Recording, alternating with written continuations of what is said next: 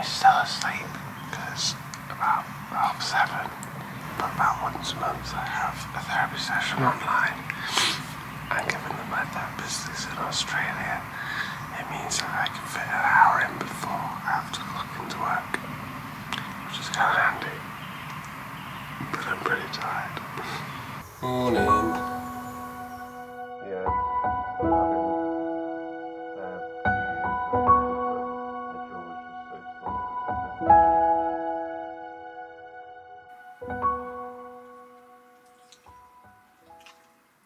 Oh, therapy's done. Oh. Always takes it out of me a bit, because obviously it's rooting around in your brain and your emotions and your childhood and all the rest of it. But it was a really good session. But now I need to clock into work.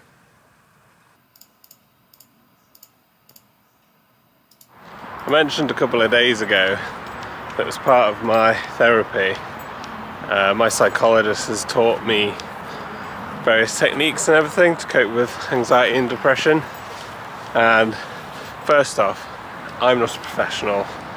Take whatever I say with a pinch of salt. I would highly recommend therapy if you can access it, because it has been a game changer for me. There is one exercise that I find particularly useful for both anxiety and depression, because with both of those, one of the main things I find is that spiraling is the biggest risk. So if I'm feeling anxious and that kind of gets out of control, it just compounds itself and your stress level rockets and you start overthinking every tiny little thing, and it just gets worse and worse and worse.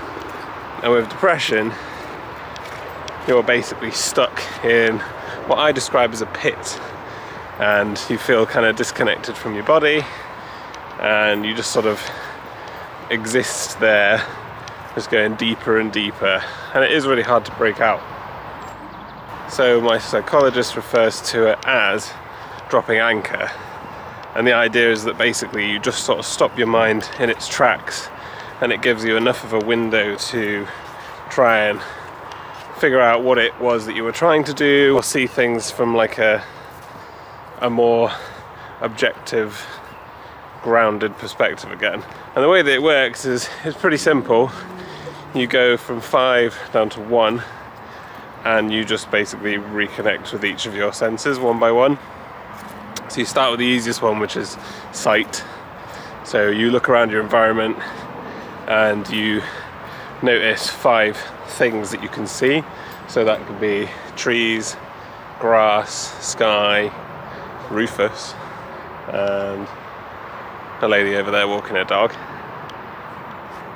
And then you think about 4 things that you can hear. So there's Rufus's jangly collar, there's my feet in the mud, there's the cars in the distance, and I can hear an airplane. Then you think about 3 things that you can feel. So I can feel my coat on my body, I can feel Rufus pulling on my wrist, and I can feel the really squidgy ground under my feet. Then there's 2 things that you can smell, which is the fresh air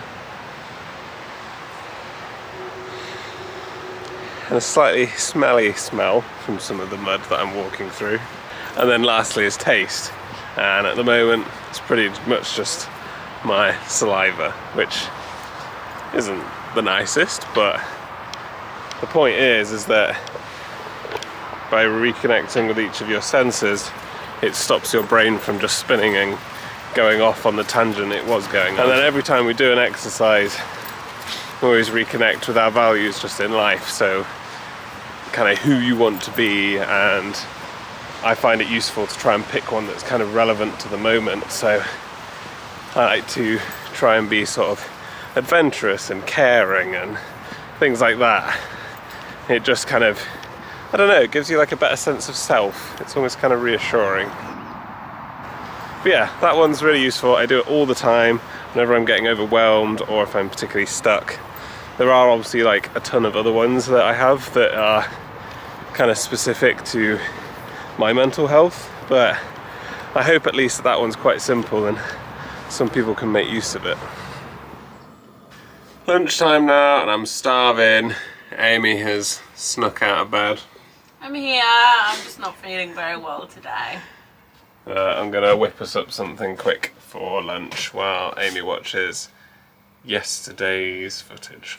I'm gonna whip up one of our favourite lunches, which is like a vegan version of tuna mayo pasta, but instead of tuna we use chickpeas.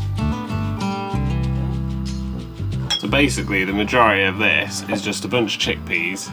You bash them up with a rolling pin, smush them so it's kind of flaky like the texture of tuna, because this is more about the texture rather than the taste. And then for the taste we just had salt, pepper, nooch, bit of MSG, bit of soy sauce, bit of garlic powder, and also a bit of this stuff, which is basically just seaweed. And it's pretty close.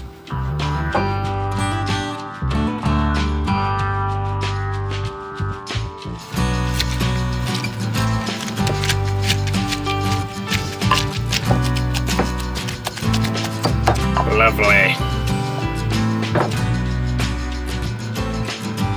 Venom.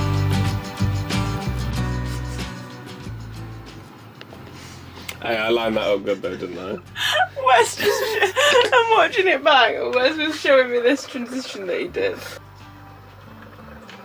And he just do it again. He just went, whoa, whoa. It was good, but it wasn't that good. I hope you all had the exact same reaction. It's pretty good.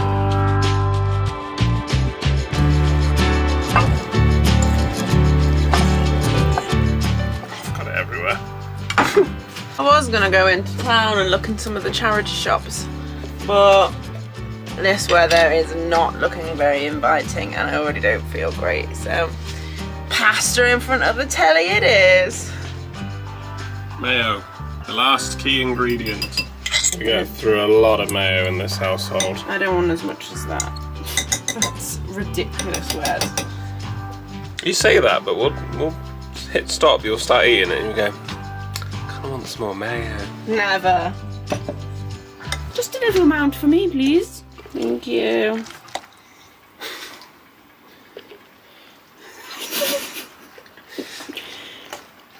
Go on, he's got a sneeze stuck. Just does this like wink and a smile. Oh, I can't get it, Rufus. Rufus. Did you get a sneeze stuck? Rufus. There you go. Not today either. Oh, it's still. Go on. Just a little one.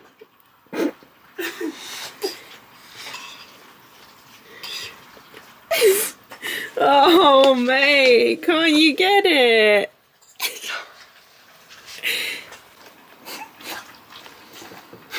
It's still going. Go on, Rufus, you can do it. Oh, because of the rain. Let's top it off with some crispy onions and spring onions. Are you still sneezing? Still working away on that sneeze.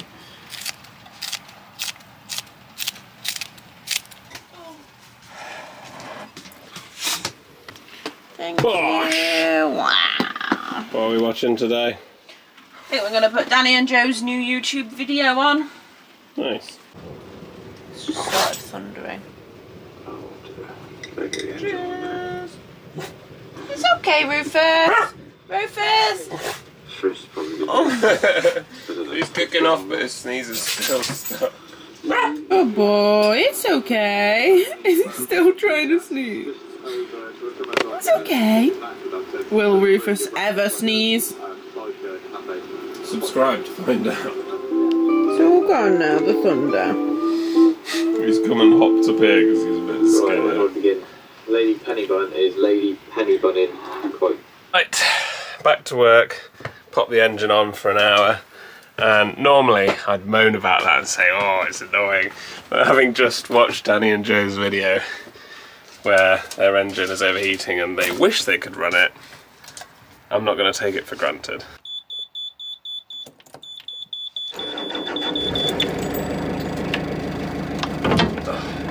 That'll make you feel better, won't it, Amy?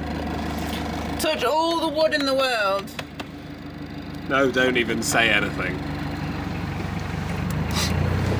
But Gigi's engine's never given us trouble Why would you even say that? Why would you risk saying that? in 2.5 years. Touch. We love you, Gigi.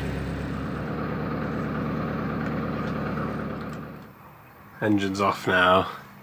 So nice and quiet. Batteries are all topped up. I've got about an hour left of work. And then tomorrow's my last day for the whole year, which is really exciting. I'm quite lucky to get quite a long time off. So I'm looking forward to that. And it's been such a busy year as well, I feel like I could really do with the break, so nearly there.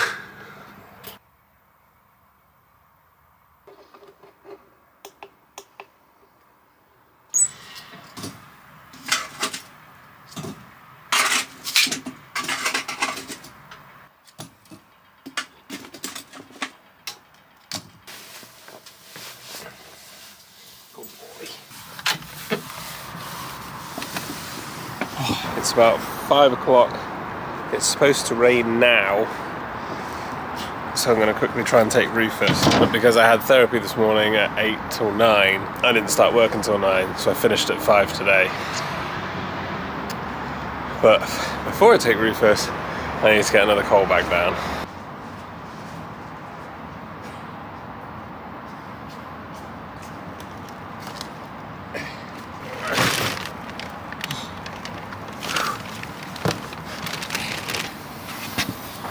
Extra slippery as well because it's been raining all day, and I've got a light in my face so that you can see.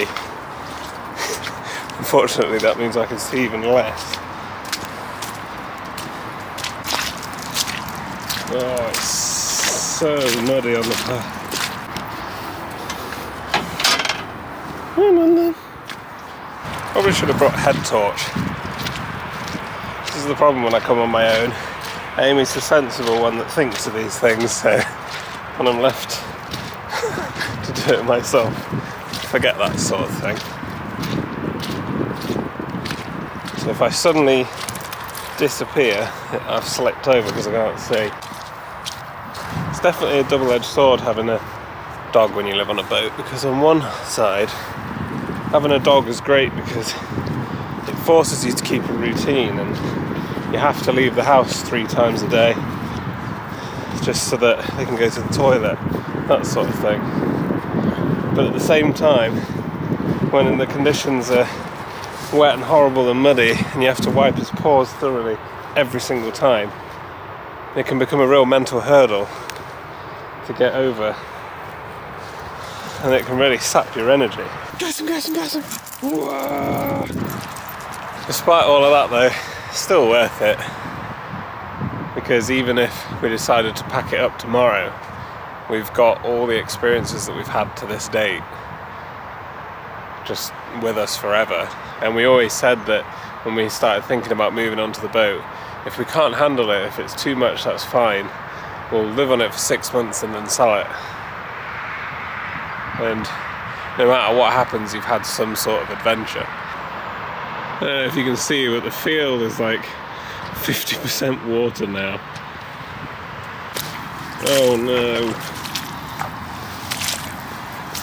Oh dear. Good boy, come on.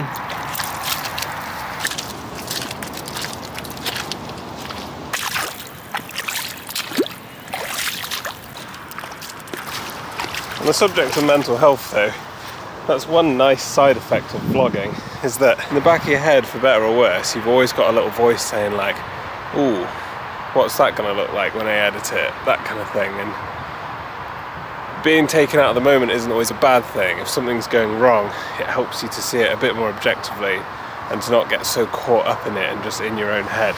Alright, I found a grassy bit. It's like a little car wash for Rufus's legs, so I'm going to scoop them up and carry them the rest of the way.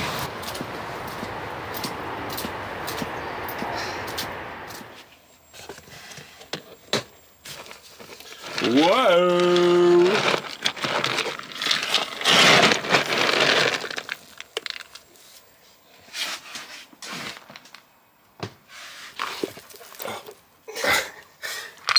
That was easy. Oh, lazy bones has finally crawled out. Right. That's a joke. How are you feeling, love and light of my life? Feeling a bit better. I've got my hot water bottle. If you know, you know. And Wes is going to make me a cup of tea and some dinner, aren't you? Am I? Yeah. I think you'll find Ronald McDonald's making your dinner. Kitchen's a little bit messy. I won't bore you with watching me do the dishes, so instead, here's a cool transition. Whoa! Whoa, tidy kitchen and straight into another cool transition. Whoa, to dinner. That was cool. Thank you. What are we watching? We're going to start a series called The Bear, which is about chefs and stuff like that. Fun fact, last night we watched a movie called The Menu, which I thought was like a fun movie about like a Michelin star restaurant. I knew it was like a horror thriller thing, but I was surprised when Wes was like, yeah, let's watch that. It was disturbing, but it was actually quite good, to be fair. So now we're watching The Bear, which is actually, it's not like fun, but it's actually about chefs. It's not a horror. It's what I thought we were watching yesterday. She's frantically spreading out the evidence. I was berated earlier for having so much mayo with my pasta. Oh, come on! That was like Mount Everest sat on there, and she's just quickly smushed it all out so you can't tell. You've got to have loads of mayo. Also, I'm working with a fork. You're a mayo fiend. This is one of our all-time favourite meals, and it's so easy to cook as well. Annoyingly, we didn't have any like lettucey bits, but we'll make do. Fried peppers, onions, some kind of chicken bit, loads of mayo and cheese. Oh, no pressure, no pressure. Stop! Stop, I'm knackered.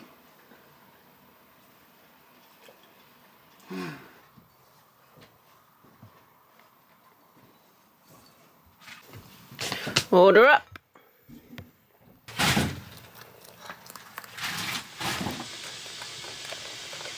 Using our water rations. There's no point in wasting all that water just because it's cooled down. So I'm just going to reheat it on the stove and put it back in my hot water bowl. And by reheating it on the stove, we also don't use any extra gas. Like we said, everything must be efficient all of the time. We do make jokes about being efficient all of the time, and sometimes it can be stressful, but sometimes it's just really satisfying to be like, yeah, we saved that 500 millilitres of water.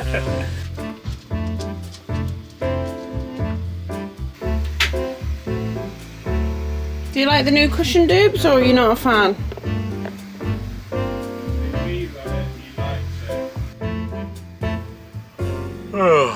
Absolutely knackered now. It's been quite a long day. Probably quite a mellow vlog, I'd imagine, as well. We're going to sign off, the pets are cuddling, and we are going to all have our advent calendars and just go to bed, I think. But not before saying a huge thank you. Huge thank you to the Chip Pals, thank you so, so much. And a special thanks for the chips today from Joe, Marty, Kira and Charlie. Andrew on Narrowboat Phoebe. Jan Phillips. And Michael and Chris. And also a huge thank you for the super thanks today from Bearty, Waylon, and Paula Marie Art. If you enjoyed the video, hit subscribe, hit the bell icon, because tomorrow is my last day of work for the year. Woo! So we'll see you tomorrow.